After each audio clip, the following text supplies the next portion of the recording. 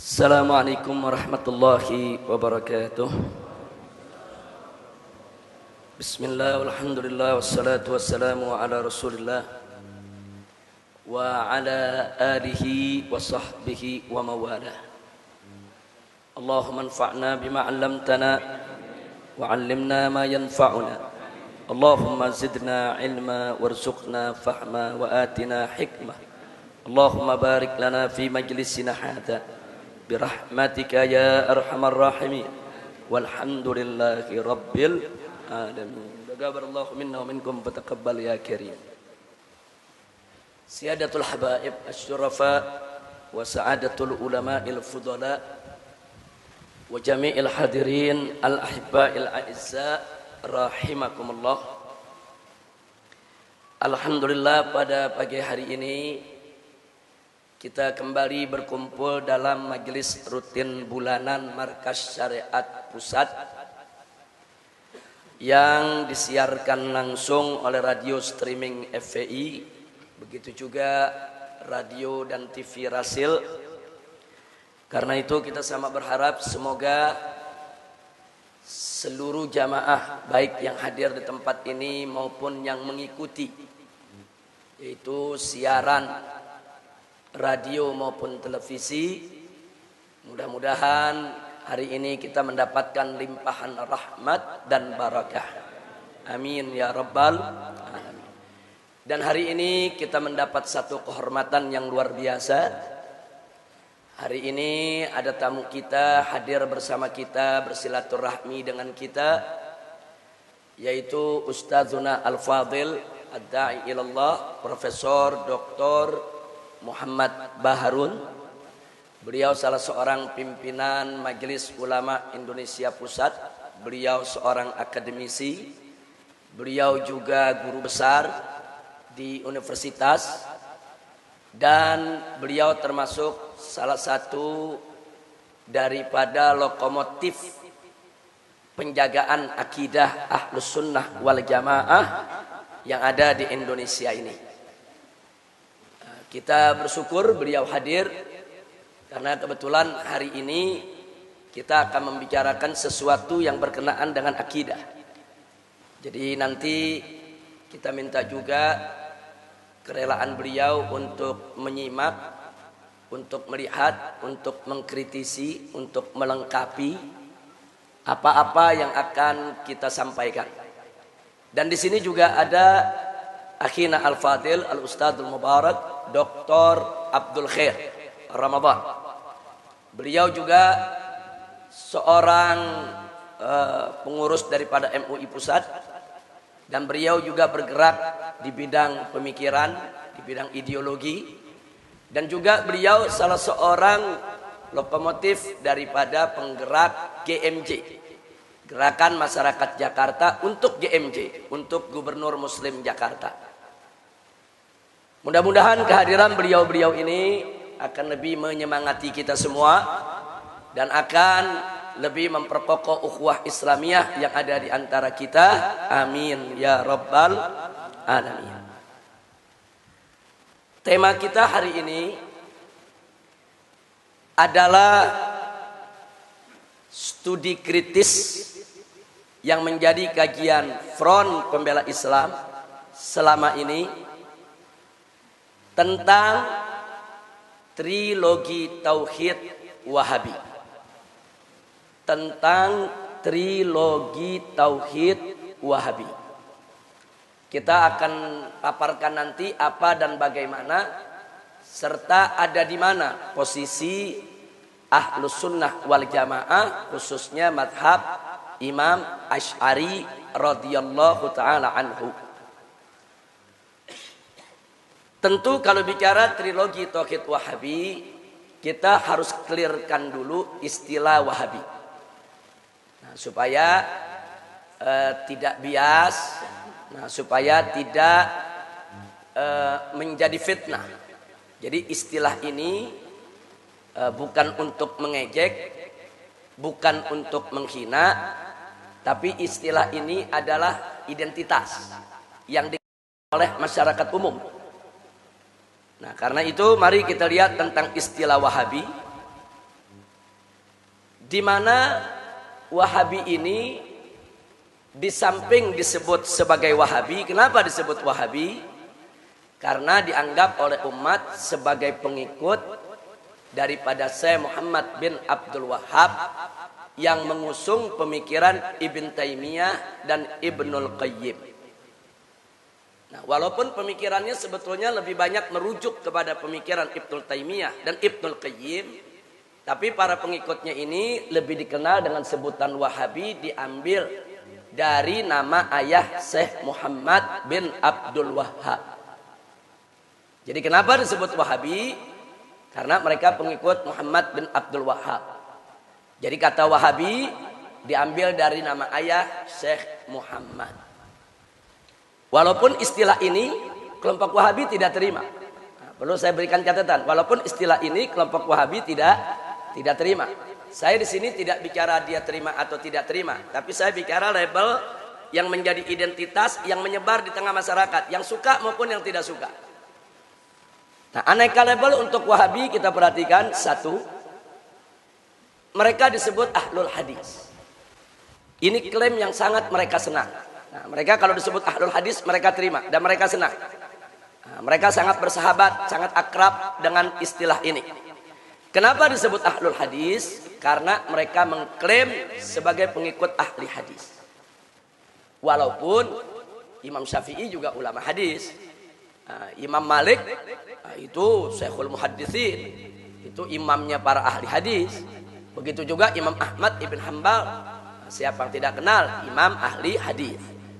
Nah, jadi kalau Wahabi mengklaim mereka sebagai ahlul hadis, sah-sah saja itu klaim mereka. Silakan mereka mengklaim sedemikian rupa. Tinggal persoalannya umat mau terima atau tidak. Itu aja. Tapi yang jelas memang label ini cukup populer. Jadi kalau disebut ahlul hadis biasanya kalau bicara soal akidah itu ditujukan untuk mereka.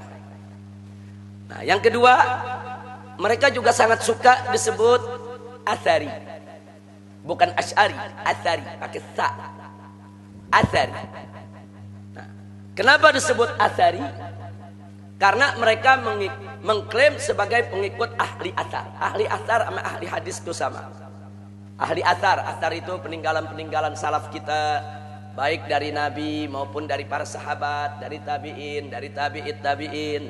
Makanya mereka senang kalau disebut Atsari. Kadang-kadang mereka gunakan gelar Atsari di belakang nama mereka. Umpamanya Dr. Fulan bin Fulan Al-Atsari. Nah, biasanya mereka tulis Al-Atsari.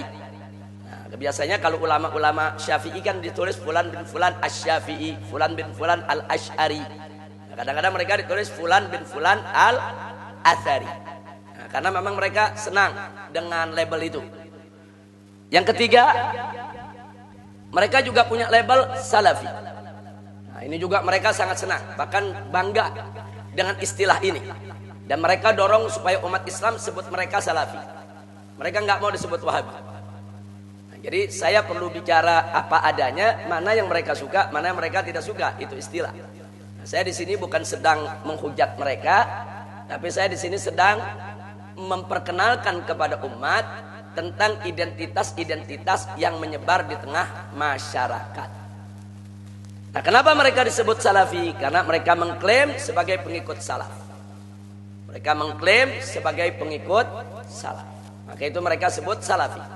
Ya, padahal Imam Malik juga salaf, Imam Abu Hanifah juga salaf, Imam Syafi'i juga salaf. Nah, karena itu soal apakah istilah ini khusus untuk mereka saja diterima atau tidak diterima, itu urusan umat.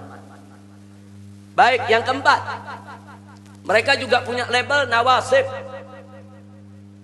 Nah, kenapa mereka punya label di zaman ini disebut kelompok Nawasib? Karena di dalam uraian-uraian pemikiran mereka, makalah mereka, ceramah mereka, ada kecenderungan benci dengan keluarga Nabi. Walaupun kadang-kadang itu tidak disebutkan secara terbuka, tapi aroma kebencian itu ada. Nah, contoh, manakala mereka membahas soal pertikaian yang terjadi antara Sayyidina Abu Bakar Siddiq radhiyallahu taala anhu dengan Sayyidatuna Fatimah Az-Zahra radhiyallahu taala anha, mereka tidak segan-segan menyalahkan Siti Fatimah.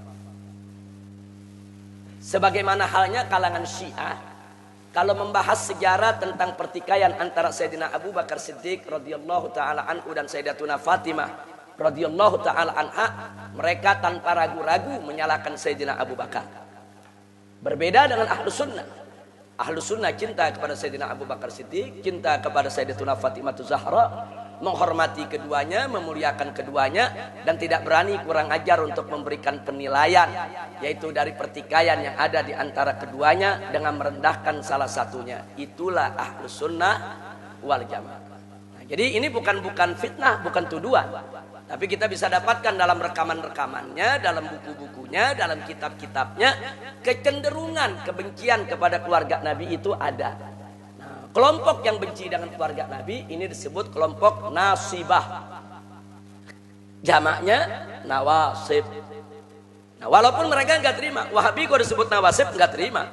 Mana ada orang mau terima istilah nawasib disematkan kepada mereka. Baik, yang kelima. Yang kelima takfiri.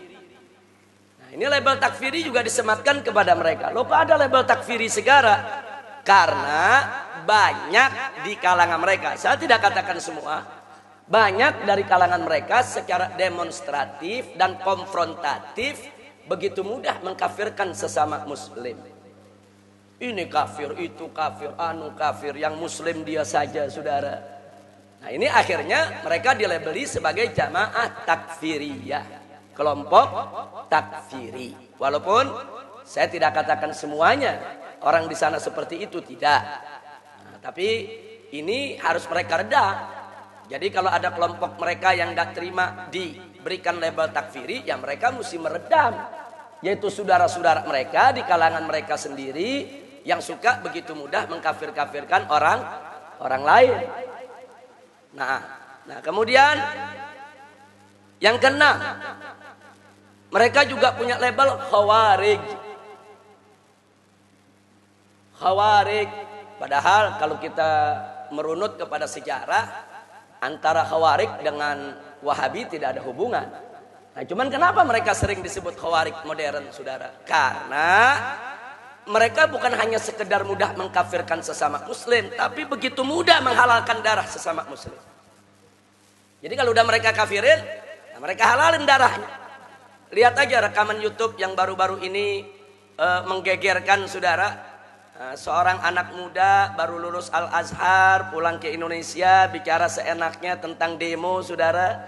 Dia katakan demo itu ciri aliran sesat, haram, dosa besar, dan halal darah orang yang mendemo. Ini paham apa menghalalkan darah pendemo, saudara? Ini kalau dihalalkan begini, NU pernah demo, FPI sering demo, HTI suka demo, Muhammadiyah juga demo. Ini kafir semua ini. Ini jadi persoalan serius. Jadi kalau nggak mau disebut khawarij, ya tolong kader-kader muda mereka seperti ini diredam. Jangan memecah belah umat. Jangan, kita kan nggak usil dengan mereka. Nah, tolong mereka jangan usil dengan saudara-saudara muslim yang lainnya. Ini label yang 7. Yang ke-7, mereka juga dilabeli musyabbih. Kenapa dilabeli musyabbih? Karena walaupun mereka menolak istilah musyabbih, bahkan mereka ikut menghantam para musyabbih, tapi dalam tataran praktek, kalau kita merujuk ke literatur mereka sendiri, ternyata aroma tasbih itu ada. Nanti akan kita buktikan dalam inti pelajaran kita. Maksudnya musyabbih itu apa? Menyerupakan Allah dengan makhluk. Nah, itu musyabbih. Allah diserupakan dengan makhluk. Oh, makhluk nih punya mata, punya kaki, punya tangan, punya wajah. Nah, kemudian mereka nisbahkan itu semua kepada Allah. Oh, makhluk ini bisa naik, turun, jalan, lari. Nah, sifat-sifat itu juga dinisbahkan kepada Allah. Ini namanya tasbih, menyerupakan Allah dengan makhluk. Nah, karena bukti dalam literatur mereka hal ini ada, maka mereka disebut musyabbih oleh kalangan Asy'ari. Orang kalangan Asy'ari menyebut kelompok ini musyabbih. Baik, yang ke-8, mujassim. Nah, kenapa disebut mujassim?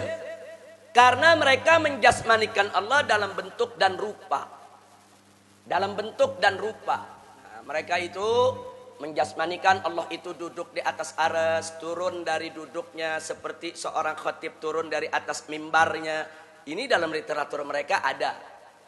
Sehingga mereka menjasmanikan Allah dalam bentuk dan rupa. Sehingga Allah itu digambarkan perlu sudut dan ruang. Perlu sudut dan ruang karena punya bentuk. Nah, maka itu mereka disebut mujassim. Sekali lagi istilah ini mereka tolak. Dan mereka selalu berupaya untuk meloloskan diri jangan sampai mereka disebut musyabbih dan mujassim. Yang kesembilan, mereka juga disebut, oh tadi ini sudah ini, takfiri ini sudah ini tadi ini. Ini takfiri sudah. Di sini cuma ada 9. Yang kesembilan, saudara,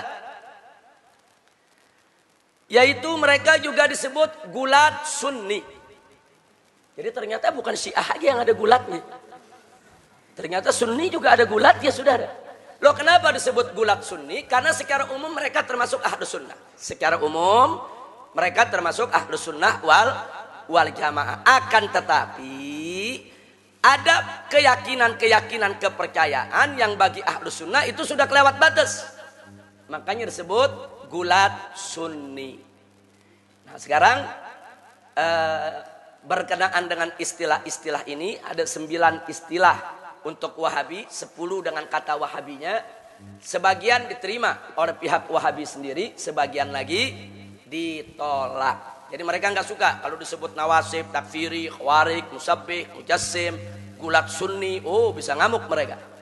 Nah, mereka nggak terima. Tapi di kalangan ulama, di kalangan umat yang melakukan pembahasan dalam ilmu kalam, ilmu usuluddin, ilmu yang menyangkut akidah, istilah-istilah ini sering disematkan untuk mereka.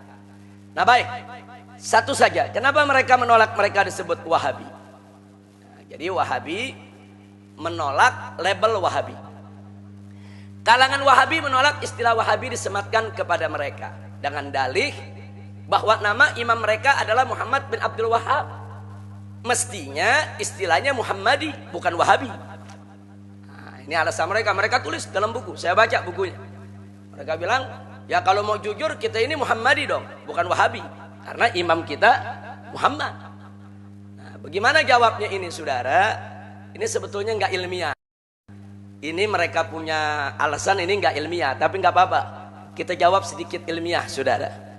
Nah di sini jawaban kita, hujah penolakan mereka terbantahkan.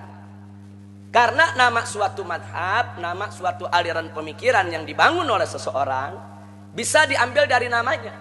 Bisa juga diambil dari nama ayah atau kakeknya. Bahkan bisa diambil dari nama kunyah atau kabilahnya. Enggak mesti diambil dari namanya. Mana buktinya? Mari kita lihat. 1. Kita kenal madhab Maliki.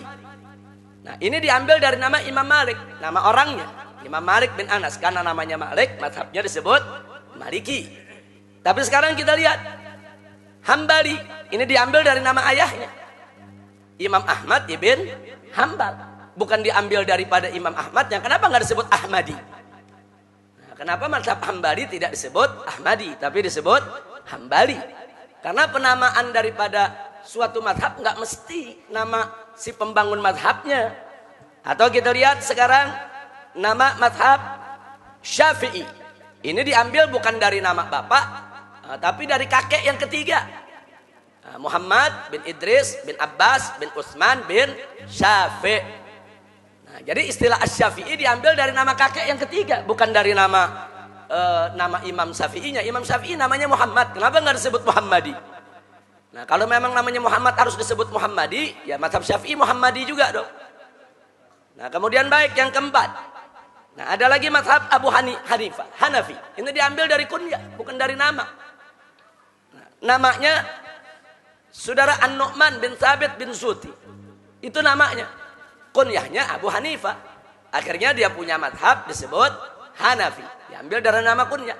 Bahkan ada yang diambil dari nama gobilah, nama suku. Nah madhab apa? Madhab Asy'ari. Yang tadi dijelaskan oleh Habib Hanif saudara. Nah ini Habib yang namanya Imam Asy'ari itu kunyahnya Abul Hasan. Namanya Ismail. Abahnya Ishaq. Tapi dia punya gobilahnya Asy'ari. Dia keturunan daripada Abu Musa al-Asy'ari, yaitu salah seorang sahabat Nabi alaihi salatu wassalam. Nah, jadi artinya enggak usah dipermasalahkan. soal kenapa namanya Wahabi, Muhammadi, artinya sebetulnya dia udah terima itu istilah Wahabi, nah, cuman dia pengen ganti Muhammadi aja. Nah, ini jadi tawar-menawar identitas ini. Nah, identitas ini nggak bisa ditawar, ini tergantung apa yang menyebar di tengah masyarakat ya kawan. Jadi bukan si A atau si B yang menentukan, bukan, tapi opini umum, ar-ra'yul 'am. Opini umum yang menyebar di tengah masyarakat, nah itu yang akhirnya melahirkan identitas. Karena itu menurut saya dan kawan-kawan di FPI, bahwa mereka disebut Wahabi sudah sangat tepat. Sudah sangat tepat. Dan saya lebih suka menyebut mereka Wahabi daripada menyebut mereka ahlul hadis, ahli athar, atau menyebut mereka salafi. Saya lebih suka menyebut mereka Wahabi. Karena ini istilah populer. Jadi kalau disebut Wahabi, orang kampung juga langsung kena. Tapi kalau sebut ahlul hadis, orang kampung mikir, ahlul hadis apa nih? Nah, nanti kalau saya sebut lagi dengan istilah-istilah, sekalipun saya sebut dengan musabbih, mujassim, orang di kampung nggak paham. Tapi kalau disebut Wahabi, oh Wahabi. Nah, mereka udah paham. Ini soal identitas ya, kawan. Ini soal identitas. Kira-kira sampai di sini jelas tidak? Baik. Nah, jadi karena kita punya tema adalah studi kritis tentang trilogi Tauhid Wahabi, maka tadi saya katakan saya harus jelaskan dulu apa yang dimaksud dengan Wahabi. Nah, sekarang baik, kita masuk ke persoalan trilogi Tauhid. Kita lihat, perhatikan baik-baik. Yang dimaksud dengan trilogi Tauhid adalah 3 unsur yang ada di dalam Tauhid. 3 unsur inti yang ada di dalam Tauhid. Yang pertama adalah rububiyah. Jadi unsur rububiyah dalam tauhid maksudnya pengakuan bahwasanya sang pencipta alam semesta dan pemelihara serta penjaminnya adalah Tuhan yang Maha Esa. Nah, jadi kalau yang disebut rububiyah, seseorang itu mengakui bahwa Tuhan yang menciptakan alam semesta adalah Tuhan yang Maha Esa. Titik. Nah, itu disebut rububiyah. Kira-kira jelas tidak? Bagus. Sekarang yang kedua. Yang kedua adalah uluhiyah. Apa itu uluhiyah? Kalau tadi rububiyah dari kata Rob, Robbun. Rob itu pemilik, pemelihara. Robbul alamin, pemilik alam semesta. Rob, rububiyah. Jadi kalau kita mengakui Allah sebagai pencipta alam semesta dan pemiliknya, berarti dalam tauhid kita ada unsur rububiyah. Nah, sedangkan uluhiyah itu dari kata ilah. Ilah itu artinya Tuhan. Lalu yang dimaksud uluhiyah, adalah pengakuan bahwasanya sang pencipta alam semesta yang esa tadi, yang kita akui dalam rububiyah, adalah merupakan satu-satunya Tuhan yang berhak disembah. Yang tidak ada Tuhan-Tuhan lain yang berhak disembah. Hanya satu yang berhak disembah, yaitu Allah. Ini disebut uluhiyah. Jadi dalam tauhidnya umat Islam harus ada unsur rububiyah dan harus ada juga unsur uluhiyah. Mengakui Allah sebagai pencipta alam semesta dan mengakui Allah sebagai satu-satunya Tuhan yang berhak disembah. Sampai di sini jelas? Baik. Yang ketiga, yang dikenal dengan istilah tauhid asma dan sifat. Artinya dalam tauhidnya umat Islam itu, di samping harus ada unsur rububiyah dan unsur uluhiyah, harus juga ada unsur asma dan sifat. Maksudnya ada pengakuan bahwa Allah sebagai pencipta alam semesta dan Allah yang memiliki nama-nama yang maha indah serta sifat-sifat yang layak dengan kesuciannya, sifat-sifat yang sempurna. Nah, jadi kalau orang udah mengakui bahwa Allah memiliki nama-nama yang maha indah, memiliki sifat-sifat yang sempurna dan menolak segala sifat yang tidak layak bagi Allah Subhanahu wa taala, berarti dalam tauhidnya sudah mengandung unsur tauhid asma dan sifat. Ini disebut trilogi tauhid. Ini disebut trilogi tauhid. Kenapa disebut tri? Ada 3, saudara. Ini menyangkut keyakinan. Nah, sekarang bagaimana sikap ulama Asy'ari? Di sini saya istilahkan aswaja, dan sikap kalangan Wahabi terhadap trilogi tauhid ini. Nah, mari kita lihat untuk aswajanya.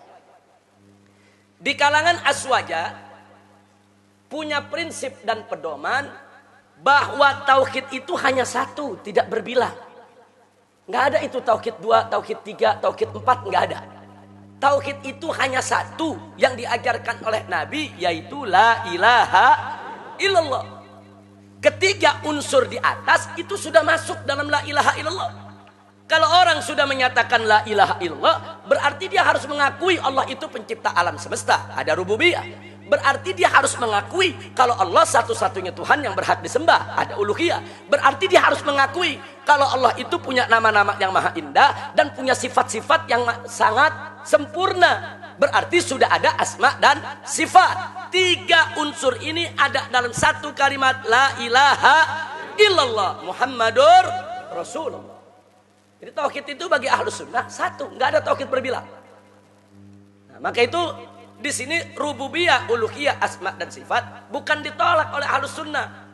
Jangan salah tuduh, saudara. Jadi begitu ahlus sunnah bicara rububiyah, uluhiyah, asma dan sifat, tahu-tahu dituduh, oh dia udah ikut Wahabi. Belum tentu. Uluhiyah itu bukan milik Wahabi, rububiyah itu bukan milik Wahabi, asma dan sifat itu bukan milik Wahabi, itu milik umat Islam. Sementara aswaja memahami rububiyah, uluhiyah, asma dan sifat itu ada dalam satu kalimat tauhid la ilaha illallah yang menjadi satu kesatuan, tidak boleh dipisahkan. Perhatikan baik-baik, garis bawahi, satu kesatuan tidak boleh dipisahkan. Lalu apa bedanya dengan Wahabi? Mari kita lihat, saudara. Kalangan Wahabi membagi tauhid menjadi tiga, betul-betul dibagi tiga. Ada tauhidul rububiyah, ada tauhidul uluhiyah. Saya minta yang di depan boleh masuk kemari. Dokter Soleh, ya itu bagus masuk di sini karena kita pakai layar. Silakan, silakan. Sebagian bisa masuk kemari. Kita pakai layar. Silakan, silakan. Ada di sebelah belakang situ masih kosong. Silakan. Ini di samping ini Dokter Soleh, samping Kiai Misbah. Silakan. Nah, jadi kita ulangi. Bagaimana Wahabi melihat ketiga ini? Wahabi membagi tauhid itu menjadi tiga. Ada tauhidul rububiyah, ada tauhidul uluhiyah, ada tauhidul asma wa sifat. Parahnya lagi, saudara, dengan pembagian ini akhirnya kalangan Wahabi mengakui kalau ada orang musyrik yang mengakui adanya Allah yang menciptakan alam semesta, walaupun mereka tidak menyembah Allah, itu disebut ahli tauhid rububiyah. Ahli tauhid rububiyah, tapi tidak ahli tauhid uluhiyah. Ini yang ditolak oleh ahlus sunnah. Tolong digaris bawahi. Nah, karena kemarin saya lihat ada yang nyebar video ingin menanggapi apa yang saya sampaikan tentang trilogi tauhid. Nah, terus dia mengatakan bahwa di NU juga ada rububiyah, uluhiyah, asma dan sifat. Dalam surat Al-Fatihah juga ada rububiyah, uluhiyah, asma dan sifat. Dianggap saya ini nggak ngerti surat Al-Fatihah. Nah, nanti kita jelaskan, saudara. Nanti kita jawab. Jadi jangan dipelintir. Saya tidak menentang rububiyah, uluhiyah, asma dan sifat. Yang saya tentang kalau rububiyah, uluhiyah, asma dan sifat dipilah. Ini nggak boleh. Sama seperti rukun iman. Rukun iman ada berapa? 6.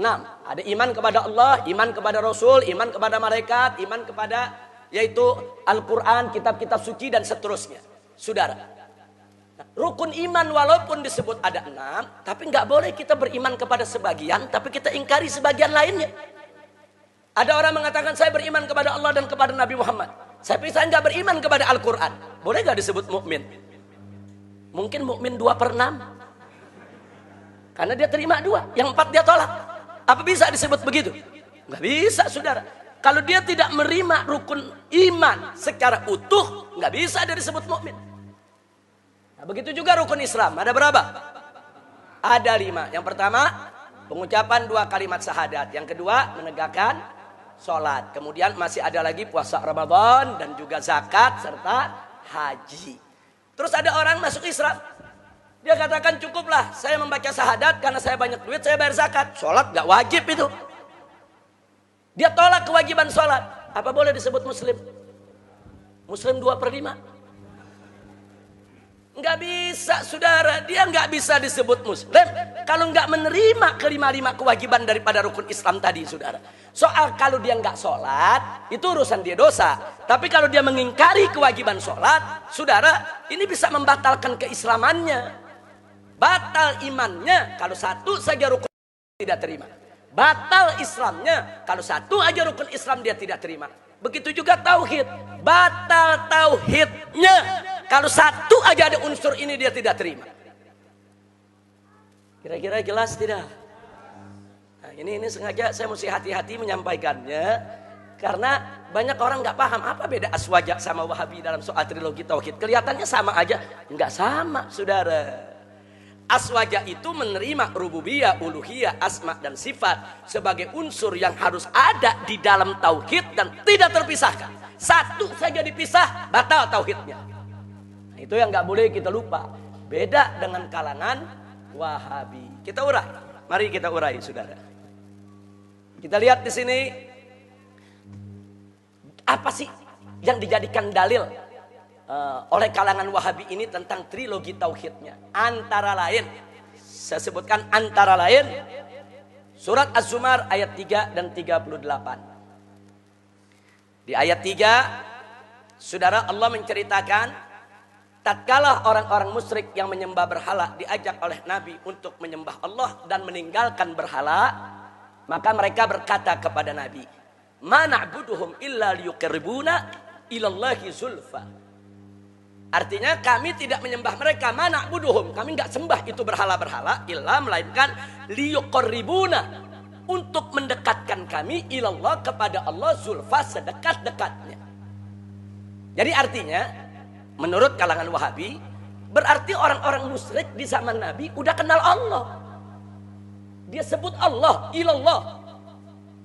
Berarti mereka sudah mengakui Allah itu sebagai Tuhan, pencipta semesta alam. Hanya saja di dalam menyembah Allah mereka mempersekutukan Allah, menciptakan berhala-berhala sebagai wasilah untuk mendekatkan diri kepada Allah. Ini hujahnya orang-orang kafir kepada Nabi alaihi salatu wassalam. Dan ini dijadikan hujah oleh orang-orang Wahabi. Berarti orang-orang musyrik di zaman Nabi itu punya tauhidur rububiyah. Mereka ahli tauhid rububiyah. Tapi mereka bukan ahli tauhid uluhiyah. Nah, begitu juga saudara di ayat ke-38. Allah menyatakan kepada Nabi alaihi salatu wassalam dalam ayat ini, wala in sa'alta man khalaqas samawati wal arda la yaqulunallah. Hei Muhammad, jika kamu bertanya kepada mereka itu para penyembah berhala, man khalaqas samawati wal arda, siapa menciptakan langit dan bumi? La yaqulunallah, niscaya pasti mereka akan menjawab Allah. Nah, jadi orang Wahabi lebih yakin lagi, berarti orang musyrik di zaman Nabi kenal Allah dan mengakui Allah itu yang menciptakan alam semesta. Hanya mereka mempersekutukan Allah dalam penyembahan. Oleh karenanya mereka patut disebut ahli tauhid rububiyah, karena ada rububiyahnya mereka akui. Cuman saat menyembah Allah, mereka nggak punya tauhid uluhiyah. Ini yang jadi persoalan di sini ya ikhwan. Yang jadi persoalan, orang-orang musyrik ini disebut ahli tauhid. Ini jadi persoalan serius bagi ahli sunnah. Nggak sembarangan. Mari kita lihat selanjutnya, saudara. Jadi surat Az-Zumar ayat 3 dan 38 tadi menginformasikan kepada kita bahwa kaum musyrikin di zaman Nabi mengakui akan adanya Allah subhanahu wa ta'ala sebagai Tuhan pencipta alam semesta. Kalau begitu, saudara, mereka adalah ahli tauhid rububiyah dalam pandangan Wahabi. Dan dalam surat Az-Zumar ayat 3 dan 38 tersebut juga menginformasikan bahwa kaum musyrikin di zaman Nabi masih tetap mempersekutukan Allah subhanahu wa ta'ala, sehingga mereka bukan ahli tauhid uluhiyah. Nah, kita sepakat dengan Wahabi, mereka bukan ahli tauhid uluhiyah. Oke, kita sepakat. Tapi kalau mereka disebut ahli tauhid rububiyah, ini persoalan serius karena digarisbawahi oleh Aswaja. Bagaimana kafir disebut ahli tauhid? Ini nggak pernah terjadi. Di zaman ulama salaf kita, orang kafir disebut ahli tauhid, walaupun yang dimaksud hanya tauhid rububiyah. Kira-kira jelas tidak? Ini pelajaran akidah agak ngejelimet sedikit, tapi makanya mesti fokus. Nah, ini perhatikan, tolong fokus betul ini pelajaran ya kawan. Ini yang kita tolak. Nah, jadi jangan dipelintir. Nah, ini Ustadz Wahabi ini di YouTube dipelintir. Seolah-olah yang saya tentang Habib Rizik nggak mengakui rububiyah, Habib Rizik nggak mengakui uluhiyah, Habib Rizik nggak mengakui asma dan sifat. Kalau saya nggak akui, saya udah kafir. Itu kalau nggak ngakui tiga-tiganya udah kafir pangkat 3 itu. Jangan, bukan itu. Saya tidak menentang uluhiyah, rububiyah dan asma dan sifat bagi Allah. Yang saya tentang, kalau rububiyah dan uluhiyah dipisah. Akibatnya begini. Ini yang kita tolak. Nggak bisa. Orang kafir disebut ahli tauhid, tunggu dulu saudara. Kira-kira jelas tidak? Baik. Nah sekarang mari kita lihat lagi. Nah sekarang, ini implikasi hukum kepada orang musyrik disebut ahli tauhid. Nah sekarang bagaimana implikasinya terhadap muslim yang bukan Wahabi? Mari kita lihat.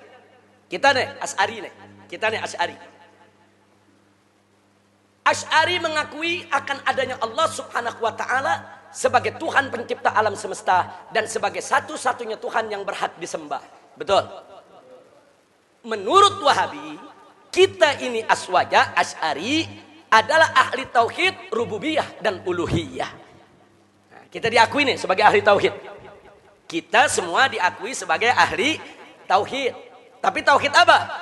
Rububiyah dan uluhiyah. Nah sekarang Wahabi melihat bagaimana akidahnya kaum Asy'ari. Asy'ari tidak mengakui bahwa Allah Subhanahu wa taala punya tangan, punya kaki, punya betis, punya wajah, punya mata, serta duduk, lari, naik, turun dan tertawa seperti makhluk.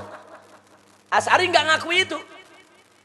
Nah, menurut kalangan Wahabi, kalau Asy'ari tidak mengakui ini semua, berarti kaum Asy'ari ingkar terhadap sifat Allah. Karena Allah yang menyebut dalam Al-Quran, Yadullah, tangan Allah, berarti Allah punya tangan.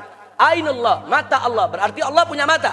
Kenapa kaum Asy'ari mengingkari sifat Allah? Kalau kaum Asy'ari mengingkari sifat Allah, berarti kaum Asy'ari termasuk kaum mu'attil. Apa itu mu'attil? Yang meniadakan sifat Allah. Kita disebut mu'attil. Saudara, disebut kelompok yang meniadakan sifat Allah. Sehingga menurut mereka, kita ini Asy'ari, saudara, yang tidak mengakui tentang isbatnya tangan, kaki, wajah, muka bagi Allah, kita disebut bukan ahli tauhid asma dan sifat. Kesimpulannya apa? Kita bukan ahli tauhid. Aswaja ini Asy'ari bukan ahli tauhid, saudara. Walaupun maksudnya bukan ahli tauhid asma dan sifat. Dari segi rububiyah, uluhiyah mereka akui, kita saudara mereka, kita ahli tauhid. Tapi dari segi asma dan sifat, kita dibilang bukan ahli tauhid. Ini yang membingungkan umat, saudara. Orang kafirnya dibagi dua, adalah kafir ahli tauhid, ada kafir bukan ahli tauhid. Yang muslimnya dibagi dua juga, ada muslim ahli tauhid, ada muslim bukan ahli tauhid. Ini saya mau tanya ini pembagian semacam ini ulama salaf yang mana yang buat? Saya mau tanya saudara, terus terang. Kafir dibagi dua, ada kafir ahli tauhid, ada kafir bukan ahli tauhid. Muslim juga dibagi dua, ada muslim ahli tauhid, ada muslim bukan ahli tauhid. Saya tanya, bingung nggak? Kalau Aswaja simpel saudara, kalau dia sudah menyebut la ilaha illallah, nggak melakukan kufrun bawah, dia muslim, dia ahli tauhid, titik. Saudara, kalau dia terima rububiyah, tapi dia tidak terima uluhiyah, tetap kafir. Dia bukan muslim, kafir. Oh dia menerima rububiyah, dia menerima uluhiyah, tapi dia nisbahkan sifat-sifat yang tidak layak kepada Allah Subhanahu wa taala. Dia kafir, selesai. Nggak ada itu bagi-bagi. Muslim ada dua, muslim ahli tauhid, muslim bukan ahli tauhid. Orang kafir bagi dua, ada kafir ahli tauhid, ada kafir bukan ahli tauhid. Nah ini istilah-istilah semacam ini merupakan al-bid'atul kubra, bid'ah yang terbesar sepanjang sejarah daripada umat Islam, saudara. Nah, jadi jangan kalangan Wahabi cuma cerita bid'ah, tawasul bid'ah, tabarruk bid'ah, ziarah kubur bid'ah, memperingati maulid bid'ah, memperingati Isra Mi'raj bid'ah, marhabanan bid'ah. Semua mereka sebut bid'ah. Ini yang mereka lakukan super bid'ah. Ya bersihkan dulu dong ini. Jangan nuduh-nuduh orang dulu. Jangan menudingkan tangan kita. ke saudara-saudara kita sendiri dengan menyebut ahli bid'ah, sementara mereka memelihara al-bid'atul kubro. Ini bid'ah terbesar dalam akidahnya umat Islam, menyebut orang kafir sebagai ahli tauhid. Kira-kira jelas tidak? Ya, kadang-kadang memang ceramahnya, belajarnya mesti ditekan-tekan juga. Kadang-kadang mesti lembut, tapi kadang-kadang mesti ditekan juga sekali-sekali. Biar terpatri di benak kita dan di hati kita, insya Allah. Jadi kesimpulannya apa trilogi Tauhid Wahabi? Mari kita lihat saudara. Ini saya hanya ingin menyoroti sisi berbahayanya dari trilogi Tauhid ini. Kaum musyrikin, karena mengakui adanya Allah sebagai Tuhan pencipta alam semesta, walaupun tidak menyembah Allah, maka disebut ahli Tauhid Rububiyah. Sedangkan aswaja, walaupun menyembah Allah subhanahu wa ta'ala, akan tetapi karena tidak mengakui bahwa Allah punya sifat seperti makhluk, maka aswaja disebut bukan ahli tauhid asma dan sifat.